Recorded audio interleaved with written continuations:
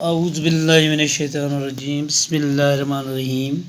پیارے بچوں، آج کا موضوع ہے گرو نانک دیو جی، کلاس 5 سبجیکٹ اردو۔ اس موضوع کے بارے میں ہم پہلے سے ہی پڑھتے آئے ہیں اور 2 کلاس ہم نے اس کے دیے ہیں۔ آج تیسرا کلاس ہم پڑھنے جا رہے ہیں۔ آئیے آج دوبارہ ہم اسی موضوع پہ جاننے کی کوشش کریں گے۔ اس سے پہلے بھی ہم نے گرو نانک کے بارے میں کچھ جانکاری حاصل کی ہے، وہ کہاں پیدا ہوئے اور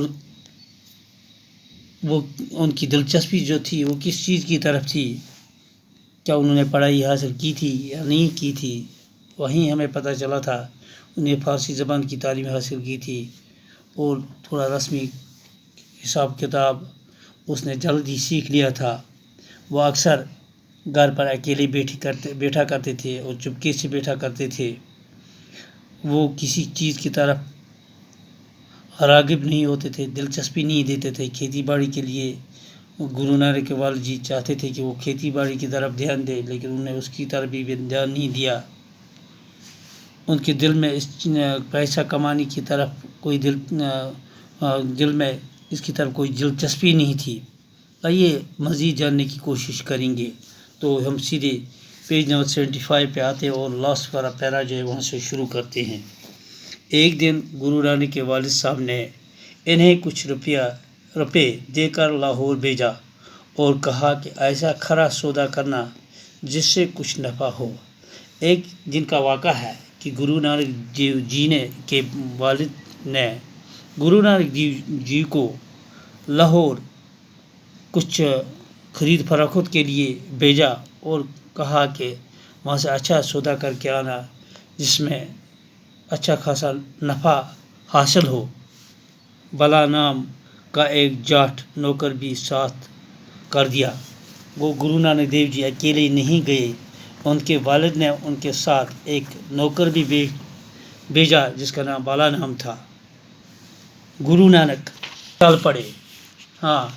والد کے حکم کی تعمیل کرتے ہوئے گرو نانک لاہور کی طرف خرید فروخت کے لیے چل پڑے، اپنے نوکر کو ساتھ لے کر۔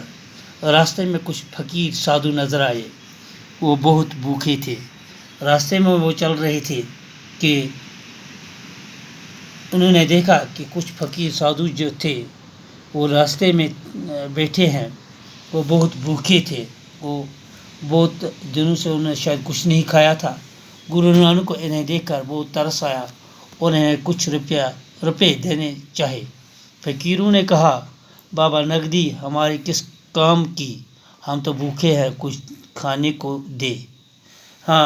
جب انہوں نے ان کی حالت دیکھی کہ وہ بھوکے تھے، گرو نانک دیو جی کو بہت ترس آیا، ان کی حالت کو دیکھ کر ان پہ رحم آیا اور اس نے چاہا کہ انہیں کچھ پیسے دے دوں۔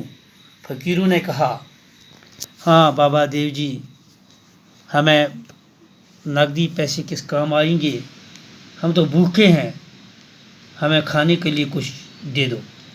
گرو نانک خود شہر گئے، آٹا لائی، روٹیاں پکوائی اور فقیروں کو کھلائی۔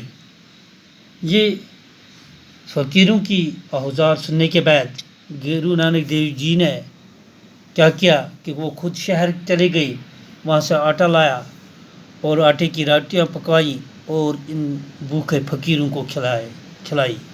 اس طرح سارے روپے فقیر سادھوں کو کھانا کھلانے میں خرچ کر دیے اور واپس ہوئے۔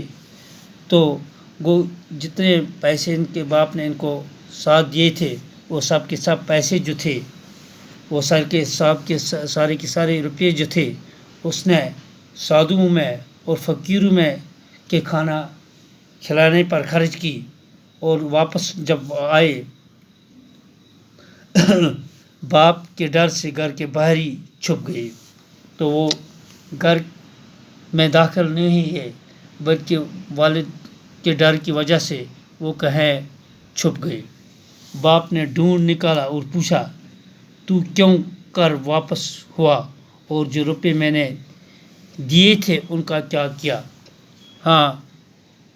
باپ نے جب وہ باپ کے سامنے نہیں آئے، وہ چھپ کر بیٹھے، اس کے ڈر کی وجہ سے اس نے آخر کار اس کو ڈھونڈ نکالا اور اس سے پوچھا جو میں نے روپیہ آپ کو سودا لانے کے لیے دیے تھے ان کا آپ نے کیا کیا؟ گرو نانک نے سارا حال صاف صاف بیان کر دیا۔ گرو نانک دیو جی نے یہ سارا حال جو اس کے ساتھ بیتی تھی وہ سارا اس کے اپنے والد محترم کے سامنے بیان کیا۔ آپ نے کہا کہ نفع کمانے کے لیے کوئی کھرا سودا کرنا، بھوکھوں کو کھانا کھلانے سے زیادہ کھرا سودا اور کون سا ہوگا؟ آپ نے بتایا تھا کہ نفع زیادہ سے زیادہ پیسہ کمانے کے لیے، نفع کمانے کے لیے کوئی اچھا ایسا سودا کرنا جس میں زیادہ سے زیادہ نفع حاصل ہو۔ آپ مجھے یہ بتائیے، بھوکے محتاجوں فقیروں کو کھانا کھلانے سے زیادہ کون سا اچھا سودا ہو سکتا ہے اور اس سے زیادہ کون سا نفع ہو سکتا ہے؟ اس طرح آج کا ہمارا یہ موضوع جو ہے یہیں پر اختتام پذیر ہوتا ہے۔ دیجیے اجازت، شکریہ۔